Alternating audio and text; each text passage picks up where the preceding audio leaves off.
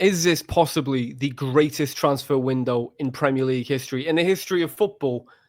Potentially. We won't know for 18 months. At the end of the day, transfer windows are not judged on who you buy. It's what those players do after they come in. A couple of years back when George brought in those four midfielders, a lot of people turned their nose up. But McAllister, Endo, Szoboszlai turned into a perfect midfield. Gravenberch, of course, as well. So you can't judge the window until we've seen what these players produce. But oh my, Guehi, Isak, Frimpong, Kerkez, Maradavashvili, I know we signed him last summer, Leoni, Wirtz, it's just ridiculous. It's a ridiculous selection of players that have came in. Now, Liverpool have sold a lot. They've made over half back from what they've spent. Over 400 million spent, over 200 million returned in sales. It's really a shame to see one or two players go. Harvey Elliott going to Aston Villa, a great move for him. A really great move. And he's someone that I really wish well. I might throw him in my FPL. I really think he's going to do fantastically well under a coach like Emery, where hopefully he'll be given the freedom to play the way he plays. Maybe that'll play into a deal for Morgan Rogers to potentially leave Villa at some point later down the line to Liverpool, to whoever. We don't know, of course. But you look at Liverpool right now, Guehi and Isak on deadline day, two transfers that rival fans were devastated at the thought of happening. Now, the way Isak has came through and the way Guehi's came through are two very different ways. Guehi has been super respectful. He's allowed the club to play how they've wanted to play it. Isak has been much more forceful. And yeah, I wouldn't want a player acting the way Isak's acted to act that way to leave Liverpool. I mean, I'm not going to be, a hypocrite in that. I know as a football fan, we're all fickle. And I'm very grateful Isak has done what he's done to get to Liverpool, because he has certainly tarnished his reputation, to say the least, at Newcastle. But what have Liverpool signed here? Well, Liverpool have signed what I feel is like a classic 9, like a Premier League number 9. You think of the Van Persies, the Henrys, the Drogbas, these forwards, Eric Cantona to an extent, just in terms of like notoriety. I mean, but this is a Fernando Torres. These are proper forwards, proper 9s. And I feel like we don't really have that too much in the Premier League anymore. Yes, you have yes, you have Erling Haaland. Yes, we had the likes of Harry Kane, but the quality of Isak is up there with the very, very best. And you think you're putting him into this team that has already added Wirtz, already added Ekitike, already has Mohamed Salah, already has McAllister, already has Gravenberch, already has Szoboszlai, who's the best 10/right back the Premier League has right now. It's just incredible. It's hard to put into words the impact this type of signing can have. You look at the Arsenal game, Liverpool looked to the bench. There wasn't too much on there that could come on and make a difference.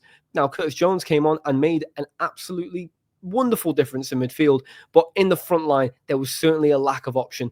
Bringing Isak in allows the rotation of Gakpo, Wirtz, Ekitike, Salah even. Chiesa and Rio, their pressure on them lessens. It allows them to be a bit more free in games. It's just a wonderful signing. And, you think Isak's going to be Liverpool's main guy, but Ekitike is certainly... he's no scrub. He's no easily pushed out the way forward. The way he started, 3 goals in 4 games. A goal disallowed against Arsenal was offside, but he's a fantastic forward. But having that kind of competition in the team, what that could mean for Liverpool, And you look at the other rivals, City. They're rebuilding the defense at the moment. They didn't look good against Brighton in that second half. They looked fragile. They have, of course, signed Donnarumma from PSG. That'll be very interesting. You look at Arsenal. One of the best defenses, not the best defense in world football at the moment, but there just seems to be something lacking. I said when Gyökeres came in, I think he will do well, but I just don't think he will do good enough. I think Eze is a great signing if he's used correctly, and I just don't. I almost worry for Eze in the sense of, is he going to be given the freedom that a player like him needs to really thrive? In the same way Liverpool needs to give Wirtz freedom for him to really thrive. So it'll be interesting to see how these teams get on. But Guehi coming in, Joe Gomez, we don't necessarily know the outcome at the time of recording. I'm hopeful he stays personally, but having that depth now in defence when that's been such a question over the summer, Leoni, Guehi, both young centre-backs, hungry centre-backs. Guehi's got the potential to become an England captain one day. He's certainly one of the first names on the England team sheet now, which is, credit to him. And then they can learn off the likes of Konate, Van Dijk. It's just an incredible situation Liverpool are in. It is one of the best windows I've ever seen, just from the incomings and outgoings. You think you've swapped Núñez and Diaz, who played their part last season, for Ekitike and Isak. You've swapped the starters of Robbo and Trent. You swapped them for almost younger models in Frimpong and Kerkez. It's just an exceptional play from Liverpool, who They've not signed a player over 25 this entire window. You know, that's something that skates by you. They're planning for the future. This isn't just a now type of window. This is a next year, year after that. And I think Liverpool will not see a summer like this again for many, many years. However, I do think you'll see Liverpool still active in the market next summer. I think a DM will be a target. I think potentially a winger may be a target, with obviously Salah getting a little bit later on. Now, obviously, I want Salah to stay here as long as he can, but it's such an exciting time. It's very similar to, of course, Chelsea in 06 under Mourinho, where they just brought in this array of talent and suddenly everyone's, okay, they're going to walk the league. So let's come on to that. Are Liverpool going to walk the league? I don't think Liverpool walked the league this year. I think the Premier League's always difficult.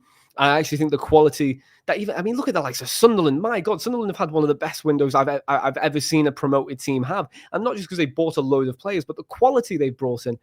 Fulham are having a real late flourish in the deadline. Everton have signed very well. United have signed interesting. I don't know what's going to happen there, of course. Chelsea have made some very good signings. João Pedro's brilliant. Newcastle have replaced Isak very well with Voltemada and Vissa.